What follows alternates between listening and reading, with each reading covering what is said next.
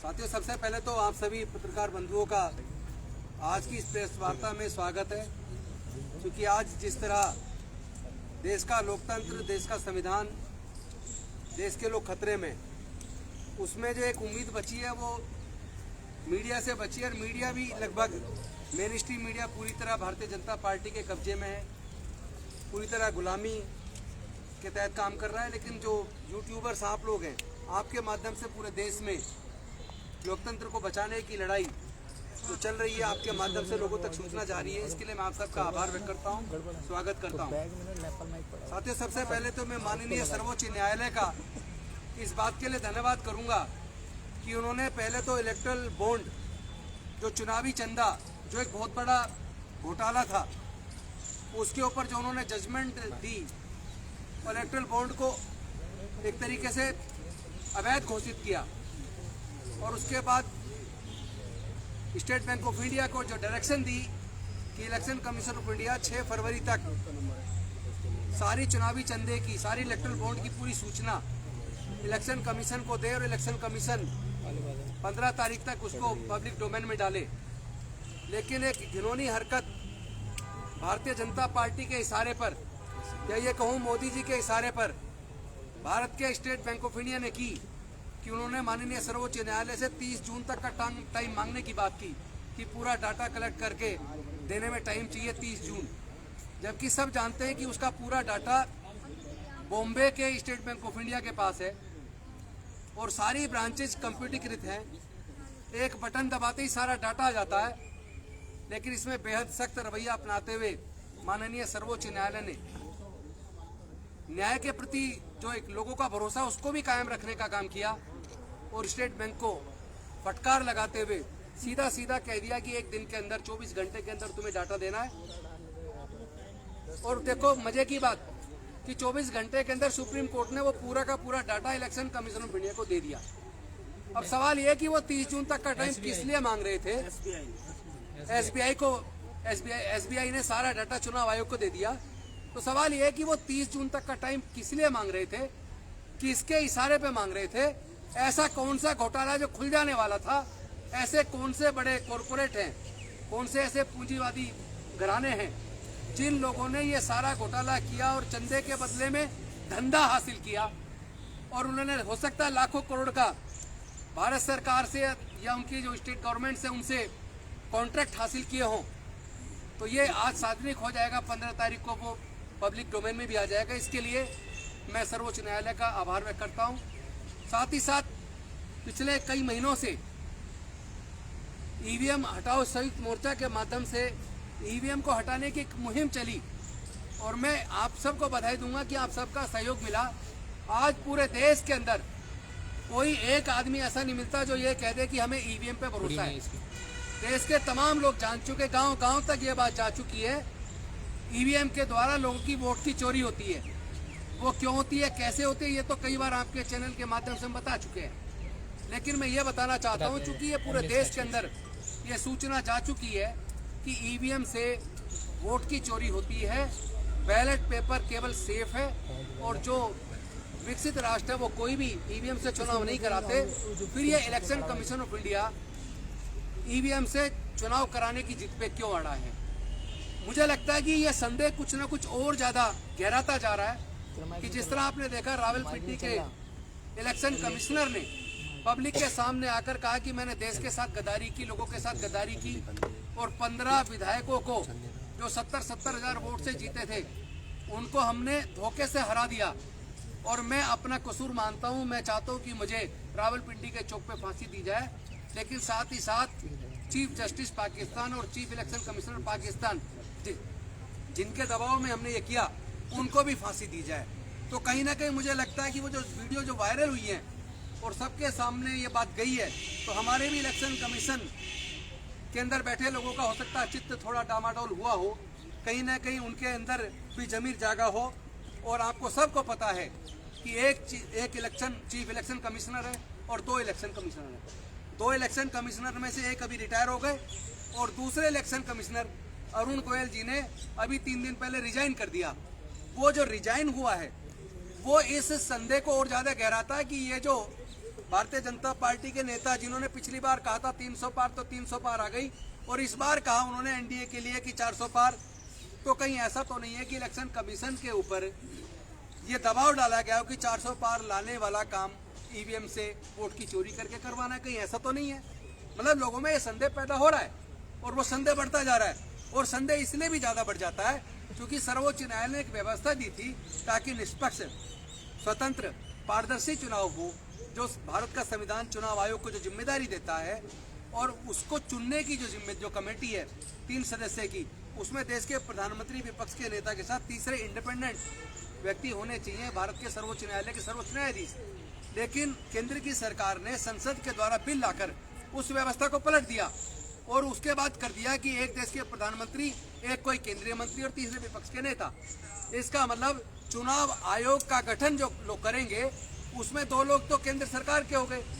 तो ये जो धोखाधड़ी हो रही है, और उसके बाद चुनाव आयोग के कमिश्नर का रिजाइन कर देना एकदम, जब चुनाव की घोषणा हो जाने वाली है 3-4 दिन के अंदर, उससे एकदम पहले इस तरह रिजाइन कर देना इस संदेह को और ज्यादा बल देता है कि कहीं उनका भी जमीर जाग गया हो कि ये तो देश के साथ गद्दारी होगी, ये तो लोगों की वोट की चोरी होगी, मैं लोगों को धोखा नहीं दे सकता। वो बेशक उन्होंने सार्वजनिक कारण नहीं किए कि किन कारणों से किया, लेकिन ये संदेह जरूर जनता के बीच में बढ़ गया है। तो ऐसे में हमारी पूरी टीम ने, चाहे वो ईवीएम हटाओ संयुक्त मोर्चा हो, चाहे वो मिशन जय भीम हो, चाहे वो संविधान बचाओ संघर्ष समिति हो, सब लोगों ने तय किया कि आने वाले इस 14 तारीख को हम लोग एक हैशटैग चलाएंगे सुबह से, और वो रात तक चलेगा। उसमें हैशटैग होगा, एक तो हैशटैग होगा वोट चोर ECI, वोट चोर के बाद अंडरस्कोर देके election commission of India, ECI short में, इंग्लिश में हैशटैग होगा वोट चोर अंडरस्कोर ECI, और हिंदी में होगा वोट चोर, वोट अंडरस्कोर चुनाव अंडरस्कोर आयोग। तो इस तरीके से जो चुनाव आयोग के ऊपर पूरे देश के लोग वोट की चोरी का जो संदेह कर रहे हैं, इसके ऊपर 14 तारीख को सुबह से लेके रात तक ये हैशटैग चलाया जाएगा, और इसके बाद 14 के बाद 19 तारीख को फिर से एक हैशटैग चलाया जाएगा जिसमें होगा मोदी हटाओ देश बचाओ। ये 19 तारीख को हैशटैग चलाया जाएगा सुबह से, मोदी हटाओ देश बचाओ। उसके बाद तीसरा जो प्रोग्राम है वो 23 तारीख को, आप सब जानते हैं शहीद आजम भगत सिंह जी की जो शहादत थी, उस शहादत दिवस पर पूरे देश के अंदर जो भी मानवता पसंद लोग हैं, जो लोग देश के संविधान को बचाना चाहते हैं, जो लोग देश के लोकतंत्र को बचाना चाहते हैं, जो लोग ईवीएम से वोट की चोरी को रोकना चाहते हैं, वो लोग पूरे देश के अंदर, चाहे वो अगर वो वकील हैं तो अपने कोर्ट्स के अंदर, अगर वो नौकरी के अंदर प्राइवेट नौकरी कर रहे हैं तो वहाँ अपने कहीं ना कहीं एक स्थान चुन लें, या सामाजिक संगठन के लोग हैं तो वो अपने निगम के अंदर, या अपने SDM कार्यालय के अंदर, या अपने DM ऑफिस के अंदर, या फिर जो इलेक्शन का ऑफिस है उसके अंदर, या जो लोग गांव के अंदर हैं वो अपनी चौपाल पे बैठ के, या शहरों के अंदर जहाँ चौपाल बनी है वहाँ बैठ के, या जहाँ वो पार्क के अंदर योगा करते हैं वहाँ बैठ के, वो लोग एक पूरे दिन का एक उपवास रखेंगे इस वोट की चोरी के खिलाफ, इलेक्शन आयोग के खिलाफ, EVM हटाने के लिए, बैलेट पेपर वापस लाने के लिए। और साथ में जब वो डालेंगे, वो जो भी वीडियो अपनी वीडियो बनाएं, और वो वीडियो सब लोग अपने फेसबुक से, ट्विटर से, इंस्टाग्राम से डालें, व्हाट्सएप करें, पूरे देश के अंदर इतना वायरल करें कि ये इलेक्शन कमीशन ऑफ इंडिया जो जनता की बात सुन नहीं रहा है, ये इलेक्शन कमीशन ऑफ इंडिया जो केवल केंद्र सरकार के इशारे पे काम कर रहा है, उस इलेक्शन कमीशन ऑफ इंडिया को इतना समझ आ जाना चाहिए कि पूरा देश EVM को हटाकर बैलेट पेपर वापस लाना चाहता है, पूरा देश अपनी वोट की चोरी स्वीकार करने के लिए तैयार नहीं है। बस इन्हीं शब्दों के साथ मैं चाहूंगा, और इसमें तीन मुद्दे हैं। एक मुद्दा है किसानों का जो MSP है और जो किसानों के मुद्दे हैं वो हल होने चाहिए, और दूसरा मुद्दा है EVM हटाया जाना चाहिए, बैलेट पेपर वापस लाया जाना चाहिए, और तीसरा मुद्दा है जातिगत जनगणना पूरे देश के अंदर कराई जाए ताकि आर्थिक सर्वे होकर पूरे देश की स्थिति पता लग जाए कि देश के सारे प्राकृतिक संसाधनों में, सारी सरकारी नौकरियों में, ऊंचे ऊंचे पदों पर, कोर्ट के अंदर किस जाति के कितने लोग बैठे हुए हैं और कौन लोग हैं जो देश में हिस्सेदारी से वंचित रह गए। तो मैं चाहता हूं कि अब हमारे साथी एडवोकेट रतन लाल जी वो ब्रीफ करेंगे, उसके बाद एडवोकेट भानु प्रताप सिंह जी, प्रोफेसर रतन लाल जी साथ दे रहे हैं तो एडवोकेट बने हुए हैं। इसको नीचे करो, इसको ऐसे कर दो, ठीक है, दिख रहा है ये सब,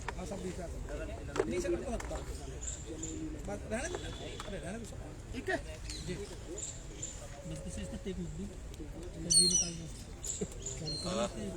नमस्कार आप सभी को। और मुझे लगता है राजेंद्र पाल गौतम जी ने विस्तार से सारी बातें रख दी हैं। 3 मुद्दे हैं जो इन्होंने बताया है। किसान आंदोलन के एमएसपी के समर्थन में ईवीएम हटाओ, बैलेट पेपर लाओ, और जाति जनगणना का सवाल। सबसे पहले ईसीआई पे मैं थोड़ा सा बोलना चाहूँगा। ये मामला जब कोर्ट में था, एक मेंबर कमेटी के पक्ष में कोर्ट कभी नहीं रहा, क्योंकि इतनी महत्वपूर्ण संस्था है ECI, election commission of India, कि उस पर देश का जो डेमोक्रेसी है उसको बचाने की पूरी जिम्मेदारी है। फ्री एंड फेयर इलेक्शन कराना जिम्मेदारी है। और इसलिए उसमें कई मेंबर बनाए गए थे कि एक आदमी को एब्सोल्यूट पावर न दिया जाए। एक कमिश्नर अगर होगा, एक शहंशाह तानाशाह होगा, तो उस देश के सारी संवैधानिक संस्थाओं को ध्वस्त कर सकता है। इसीलिए पूरे प्रावधान किए गए थे। लेकिन देखिए, अभी गोयल साहब ने जो इस्तीफा दिया है, इनका अपॉइंटमेंट भी कंट्रोवर्शियल है और इनका इस्तीफा भी कंट्रोवर्शियल है। इलेक्शन के 4 दिन पहले, इलेक्शन घोषणा होने के 4 दिन पहले, और उनका इस्तीफा क्या इशारा करता है? जब इलेक्शन कमीशन खुद ट्रांसपेरेंट नहीं, तो कैसे हम उम्मीद करें कि फ्री फेयर और ट्रांसपेरेंट इलेक्शन वो करवाएगा? फंडामेंटल क्वेश्चन में उठता। देखिए, परसों 15 तारीख को इनकी मीटिंग है, तो सीधा सीधा है कि उसमें बेईमानी होगी। कौन लॉ मिनिस्टर, प्राइम मिनिस्टर के खिलाफ बोलने जाएगा? जो सरकार का ही आदमी है, तो 2:1 इसका रिजल्ट आना है। मेरा ये कहना है कि लीडर ऑफ अपोजिशन कम से कम प्रधानमंत्री को चिट्ठी लिखे। इलेक्शन कमिश्नर एक है, अभी राजीव है, एक है, उनको चिट्ठी लिखे कि सबसे पहले देश की जनता को यह जानने का अधिकार है कि उन्होंने इस्तीफा क्यों दिया। प्रेस कॉन्फ्रेंस करके इसकी जानकारी दे। अगर प्राइम मिनिस्टर कह रहे हैं कि हम मदर ऑफ डेमोक्रेसी है, तो ये कौन सी मदर ऑफ डेमोक्रेसी है जहां की इलेक्शन कमिश्नर रिजाइन कर देता है, देश की जनता को पता नहीं लगता है। इसलिए हम अपील करना चाहेंगे कि लीडर ऑफ अपोजिशन एक चिट्ठी लिखे प्राइम मिनिस्टर को, पहले ये घोषणा करे, अन्यथा वो मीटिंग का बाइकआउट घोषणा करे पहले। दूसरी बात यह है कि अभी जो इलेक्शन कमिश्नर अपॉइंट होगा, जाहिर है उस सरकार का नुमाइंदा ही होगा, सरकार ही उसको बनवाएगा। क्या करेगी वो सरकार, ये सबको पता है। जो हाल किसानों के साथ बॉर्डर पे हो रहा है, वो क्या हो गया हम सब जानते हैं। इसलिए जो मुहिम चल रही है, हमारे जितने साथी यहाँ बैठे हुए, मुहिम चले ईवीएम हटाओ, ईवीएम, वोट हमारा अधिकार है। वोट जो है अधिकार है, वो मदर ऑफ डेमोक्रेसी तो असली वोट में है। और वोट जो मैं दे रहा हूँ, इसके ऊपर इतनी सारी बात हो चुकी है कि जो ईवीएम बन रहा है उसमें बीजेपी के ऑफिस बेरर वहाँ पे बोर्ड ऑफ डायरेक्टर्स में बैठे हुए हैं। तो दही बिल्ली अगर कहे कि हम दही की रखवाली करेंगे, तो उसी तरह का ही कुछ मसला है कि बिल्ली दही की रखवाली कर रही है और ये सोच रहे हैं कि दही नहीं खाएगी बिल्ली, तो ये हम लोग इसका मतलब है कि मैच्योर नहीं है, दही खाएगी ही खाएगी। तो इसलिए जब इतना सब कुछ सब पब्लिक में आ गया है, ईवीएम पे हमें भरोसा नहीं। जब यहाँ से बैठे बैठे मंगल पे, मार्स पे आप जो है टेक्नोलॉजी से ठीक कर सकते हैं यान को, तो ईवीएम हेरा पर हम जाने ना जाने हमको क्या मतलब है, वो हम मुझे नहीं देखना, तो इंजीनियर बतावे। कई बार आप लोगों के साथ इंजीनियर ने लाइव डेमो करके दिखा दिया है कि ईवीएम को कैसे हेरा फेरी उसमें किया जा सकता है। जो लोग वोट लूटे रहे थे, वो ईवीएम भी लूट रहे हैं, सब वीडियोज भी आ रहे हैं, सब आ रहे हैं। तो इसलिए ईवीएम के विरोध में ये मुहिम है जारी थी कि हम लोग अपने अपने हिसाब से, अपने ताकत के हिसाब से इस मुद्दे को उठा रहे हैं। लेकिन अब देश की जनता से ये आग्रह है, अपील है, यह आग्रह अपील है कि आप भी अपनी ताकत दिखाइए। और जो राजेंद्र पाल गौतम साहब ने कहा है, कम से कम डिजिटल प्रोटेस्ट करोड़ों की संख्या में आनी चाहिए, वो क्रैश करनी चाहिए पूरा। इतना लिखिए। ये जो हैशटैग बताया गया है कि कम से कम election commission, government of India, prime minister, दुनिया के तमाम संस्थाएं वहां तक आवाज पहुंचे। दूसरी बात है किसानों के समर्थन में, मैं तो एक कॉमन सेंस में बता सकता हूँ जब मैं एक पेन खरीदना जाता हूँ तो उसका भी एमएसपी है, उसका भी एमएसपी है। तो क्यों ये वजह है कि लोग संतरा और लहसुन और नारंगी रोड पे किसान फेंक रहे हैं? कम से कम मिनिमम उनको गारंटी मिलना चाहिए। सरकार की पूरी पॉलिसी कॉर्पोरेट के पक्ष में।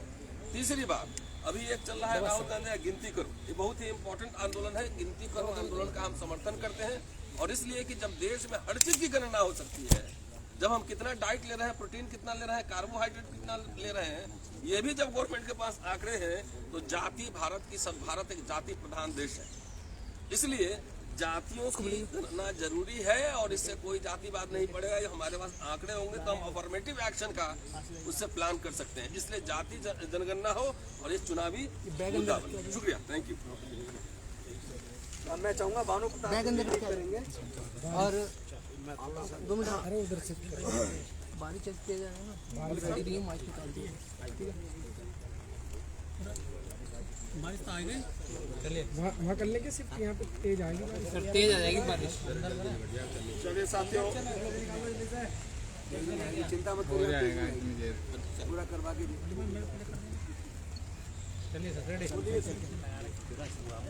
मीडिया के मेरे तमाम बहादुर साथियों को बहुत बहुत धन्यवाद, उनका बहुत बहुत अभिनंदन। और दूसरी भी है ना साथियों, हाँ दूसरी भी है ना। जो चीजें अब आपके सामने आ रही हैं, मुद्दे कई हैं और सभी जायज मुद्दे हैं। एक भी ऐसा मुद्दा नहीं है जो अभी यहाँ बताया गया जो जायज नहीं हो और जिसके लिए आंदोलन की जरूरत नहीं है। ये सीधे सीधे लोगों से जुड़े हुए मुद्दे हैं, चाहे वो जातिगत जनगणना को हो, और चाहे वो छत्तीसगढ़ में जो जंगल काटे जा रहे हैं वो मुद्दा हो, चाहे वो जो बेरोजगार हैं उनका मुद्दा हो, चाहे वो किसानों का मुद्दा हो, और ईवीएम का मुद्दा तो है ही। और इस समय अब CA/NRC का भी मुद्दा शुरू हो गया। मैं धन्यवाद देता हूं जामिया के जो साथी हैं जिन्होंने प्रोटेस्ट किया। मैं देख रहा था, आज शायद प्रोटेस्ट था उनका, मैंने देखा एक मीडिया पे, सोशल मीडिया पे, वो लोग वहां उसके खिलाफ में जो है CA/NRC के खिलाफ में आंदोलन मतलब आवाज उठा रहे हैं, शुरू कर दिया उन्होंने। और बाहर पूरी तरह से यूनिवर्सिटी को घेर के छावनी में तब्दील किया गया है, पुलिस लगा दी गई है, सब कुछ है। चलिए बधाई उनको जो CA/NRC का आंदोलन कर रहे हैं। हम तो बहुत पहले से कह रहे हैं कि हमारे साथ में ईवीएम का आंदोलन करो, अगर करते तो शायद इसकी नौबत नहीं आती, पर उन्होंने किया, धन्यवाद उनको। और मैं कहना चाहूंगा, मुझे कहने में शक नहीं कि अभी आंदोलन CA/NRC को और भी ज्यादा बढ़ेगा। तो एक बार मोदी को भी धन्यवाद देना चाहिए कि भाई इलेक्शन से ठीक पहले जो आग लगाई है, अब उसमें थोड़ा सा और वो भड़केगी आग, धन्यवाद उनको भी। जो ईवीएम का मसला हम लेकर चल रहे हैं, मैं आप सभी साथियों को दिल से धन्यवाद देना चाहूंगा कि आपकी बदौलत ये ईवीएम का मुद्दा न केवल गांव-गांव, शहर-शहर, गली मोहल्ले, घर-घर ये मुद्दा पहुंच चुका है। हम लोगों को सब लोग देख रहे हैं, और हमारे अलावा भी जो जगह जगह देश में अलग अलग जगह साथी लगातार आंदोलन कर रहे हैं। इस विषय में मैं आपको बताऊं, महाराष्ट्र बहुत जबरदस्त तरीके से आंदोलन कर रहे हैं। हम लोग होके आए वहां पर, नागपुर में बहुत जबरदस्त मीटिंग रही। इसके अलावा गोवा, आप अंदाजा लगाइए कि गोवा में कुल जो वोट हैं 11 लाख वोट हैं टोटल, 2 पार्लियामेंट्री कॉन्स्टिट्यूंसी हैं। और अभी हम जो पीछे गए हैं 4 तारीख को, 1 लाख लोगों ने चीफ इलेक्टोरल ऑफिसर को जो ज्ञापन दिया, 1 लाख लोगों ने सिग्नेचर करके उसके साथ में दिए। इतनी जबरदस्त मीटिंग है, हाईली एजुकेटेड लोग हैं वहां के। 10.25% लोगों ने ईवीएम को हटाने के लिए ज्ञापन के साथ में सिग्नेचर अपने करके दिए। ये आंदोलन इस तरह से फैल रहा। लेकिन इसके साथ साथ, इससे पहले मैं आंध्र प्रदेश में गया, कडप्पा में बहुत जबरदस्त मीटिंग वहां पर हुई है। कडप्पा में हम लोग लगातार साउथ में बहुत जबरदस्त तरीके से ये चीजें चल रही हैं, कोशिश हम लोग कर रहे हैं कि मीटिंग हो। लेकिन अब क्योंकि ये रमजान का पावन महीना भी शुरू हो गया है, मैं आपके माध्यम से ये बधाई भी देना चाहूंगा सभी मुस्लिम समाज के मेरे साथियों को, भाइयों को। रमजान के जो ये पावन महीना है उसकी बहुत बहुत उनको मुबारकबाद। एक बात जो सिंपल हम कहना चाह रहे हैं जो 23 तारीख को शहीद आजम भगत सिंह जी का शहीदी दिवस है, उस दिन जो ईवीएम के लिए जो प्रोग्राम सबसे अभी निवेदन किया गया, आदरणीय राजेंद्र पाल गौतम जी ने जो बताया, उसमें छोटा सा बस आपको क्लियर करना चाहता हूं कि देश में हर व्यक्ति से हमारा ये निवेदन है, वो चाहे गांव में रहता हो, शहर में रहता हो, किसी शहर में मोहल्ला हो, बड़ा हो, वहां हो, जहां भी उनको ठीक लगे वहीं पर सारे के सारे लोग इकट्ठे होकर 10, 20, 50, 100, 200, 500 जो भी उस दिन इकट्ठे हों और दो काम उस दिन करें। एक, उस दिन पूरे दिन व्रत रखें, उपवास रखें और शहीद आजम भगत सिंह जी की फोटो लेकर ईवीएम को खत्म करने के लिए प्रण लें। साथियों, मीटिंग करें, बाकायदा सब लोग इकट्ठे होकर मीटिंग करें और वो जो प्रण लें और जो वहां मीटिंग करें, उस मीटिंग की वीडियो बनाएं।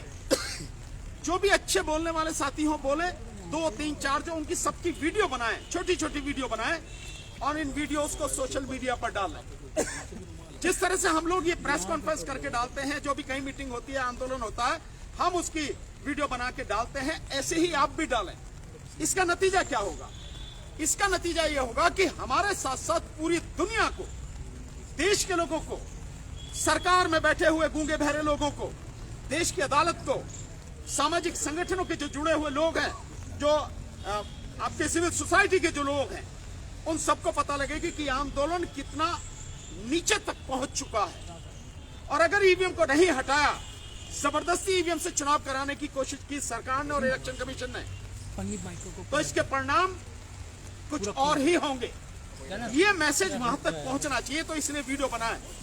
मैं शहीद भगत सिंह जी की जो बात हम लोगों ने डिसाइड की है, देखिए शहीद भगत सिंह जी के विषय में 2 कोटेशन में उनकी कही हुई बात जो मैं आपके सामने रखता हूं, इसको समझना बहुत जरूरी है। 23 साल की उम्र में एक व्यक्ति कितनी व्यापक और कितनी सामाजिक और मानवीय सोच लेकर जीवन जीने वाला हो सकता है, 2 उनके कोटेशन इससे अंदाजा लगाएं। शहीद भगत सिंह जी ने कहा था कि क्रांति का मतलब ये नहीं है कि इसमें खून खच्चर हो, हथियार उठाए जाएं। क्रांति का मतलब है कि जो अन्याय और असमानता पर आधारित व्यवस्था है, वो व्यवस्था बदलकर समानता और न्याय पर स्थापित व्यवस्था कायम की जाए। आप सोचिए कितनी बड़ी बात है कि समानता और न्याय पर आधारित व्यवस्था होनी चाहिए, ताकि हर किसी को न्याय मिल सके, समानता मिल सके, हर किसी का सम्मान हो सके। दूसरा, एक और बहुत बड़ी बात कही थी उन्होंने, जब उनसे पूछा तो उन्होंने कहा कि भारत में संघर्ष तब तक चलेगा, इस बात को समझिए आप, और मैं लोगों से भी कहना चाहता हूं कि भारत में संघर्ष तब तक चलेगा, ये शहीद भगत सिंह जी के शब्द हैं, कि भारत में संघर्ष तब तक चलेगा जब तक शोषण करने वाले लोग, जो कमजोर और गरीब लोग हैं, उनका शोषण करना बंद नहीं कर देंगे। शोषण करने वाले लोग, ये जरूरी नहीं कि वो अंग्रेज ही हो, वो अंग्रेज भी हो, उनके साथ में गठबंधन किए हुए भारतीय हो, और चाहे मूल रूप से भारतीय हो, ये तब तक संघर्ष चलेगा। आज वही स्थिति है। आज अंग्रेज तो नहीं है, लेकिन अंग्रेजों के बाद जिन लोगों ने ये सत्ता हाथ में ली है और आज जिनके पास सत्ता है, इन्होंने तानाशाही की तमाम जो सीमाएं हैं वो सब खत्म कर दी हैं और लगातार अन्याय और अत्याचार करते चले जा रहे हैं। यहां तक कि न्यायपालिका को भी अपनी बदमाशियों से बख्श नहीं रहे हैं। एक बहुत छोटी सी बात, बाकी उसके विषय में हमारे मलिक साहब बताएंगे, पर मैं एक चीज आपको बता रहा हूं। एक बड़ी मजेदार बात हुई है, जब ये इलेक्टोरल बॉन्ड का जो फैसला 11 तारीख को जो हुआ है, और कहा उन्होंने कि 12 तारीख की शाम को आपको हर सूरत में देना होगा, एसबीआई को जो कहा, और एसबीआई ने दे भी दिया। जब आपके पास था ही अवेलेबल, हर कोई जानता था, तो समय क्यों मांग रहे थे?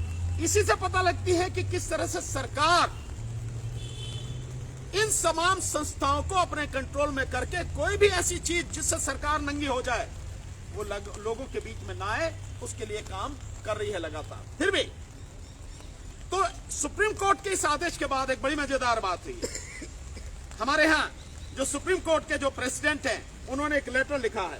मैं चाहता हूँ उसका खुलासा वही कर दें। मैं मलिक साहब कहेंगे, मैं पूरा करेंगे, मैं छोटा सा, मतलब ये भी बड़े दुख की बात है कि सुप्रीम कोर्ट का प्रेसिडेंट राष्ट्रपति को लिख रहा है कि भाई इस विषय पे आप जो है सुप्रीम कोर्ट से सलाह मांग लो। अबे जिस विषय में सुप्रीम कोर्ट ने आदेश कर दिया और वो आदेश इंप्लीमेंट हो रहा है, लागू हो रहा है, उस विषय में सलाह का क्या मतलब है भाई? वो तो वैसे ही कहानी खत्म हो गई। लेकिन आप इससे देखेंगे कि लोगों की जो अन्याय को बनाए रखने की और सच को छुपाए रखने की जो घिनौनी मानसिकता है वो किस हद तक है, कहां तक गिर चुकी है। जी, उसी दिन एक और भी हैशटैग चलेगा 23 तारीख को, भाजपा हटाओ देश बचाओ, भाजपा हटाओ _ देश बचाओ, ये भी हैशटैग 23 तारीख को चलेगा। सो मेरा सबसे निवेदन है कि देखिए ये आंदोलन जो हमने आपको वीडियो बना के जहां भी है, गांव में, शहर में, जिस जगह भी है, जिले पर, ब्लॉक पर, तहसील पर, विधानसभा पर, लोकसभा पर, कहीं भी आप हैं, ये मीटिंग करके और वीडियो बना के भेज दिए ताकि दुनिया को पता लगे कि देश वाकई में जाग चुका है, कोई अंधेरे में नहीं रहना चाहिए। सो मेरा यही आप सबसे निवेदन है और विश्वास रखिए कि जब आप सब लोग साथ में खड़े होंगे तो निश्चित रूप से इसी चुनाव में न केवल ईवीएम हटेगी बल्कि बैलेट पेपर से 2024 का चुनाव होगा। अब जनता को आप आगे आना होगा। और अब मैं बहुत ही हमारे सम्मानीय साथी, एक उससे पहले मैं आपको बताना चाहता हूं, हमारे साथ में आप देख रहे हैं कैप्टन गुम्मन सिंह साहब। कैप्टन गुम्मन सिंह साहब आप फौज से रिटायर हैं और हमारे चंडीगढ़ से हैं साथी। पंजाब की जो हमारी टीम है स्टेट की, उसके एक बहुत मजबूत स्तंभ है, आज हमारे बीच में आए हुए हैं, वो भी साथी हैं। तो मैं चाहूंगा मलिक साहब आए और इस विषय में कि जो लेटर दिया गया है उसके विषय में अपनी बात यहाँ हमारे बीच में रखें। आइए मलिक साहब, आदरणीय श्री बलराज मलिक साहब। सर एक मिनट नहीं बनेगा सर, काम नहीं बनेगा। उधर शिफ्ट कर लेते हैं, उधर शिफ्ट दूसरे का कितने 3-4 तो पक्का रहेगा सर। थोड़ा सा गुम्मन साहब बोलेंगे।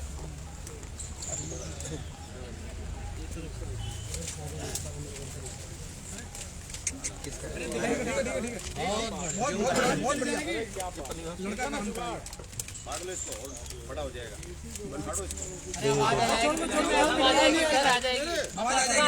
अरे आ जाएगी, सब आ जाएगी।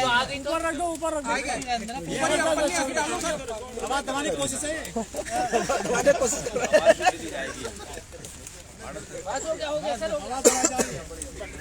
अब आवाज आ भी जाएगी। हाँ जाएगी सर, अब जाएगी, अब जाएगी। अब आगे से खोल दो। पीछे आ जाओ, पीछे आ जाएगी यार भाई। पीछे आ जाओ, चलिए अब बोलते रहिए जहाँ पूरे दे दे कैमरा, दे कैमरा दे। साथियों, हमारे साथियों ने आप लोगों को पहले ही बता दिया कि 3 दिन कौन कौन से हैशटैग चलने वाले हैं देश में। साइड हो ना, पीछे मेरी तो बल्कि और रिक्वेस्ट है देश की जनता से, क्योंकि देश में हर जगह पे इस तरह के लोग हैं। हम यहाँ पर बैठे हुए मुहिम चला रहे, देश का एक एक नागरिक आज ईवीएम हटाने के पक्ष में है, जो जहाँ पर भी है।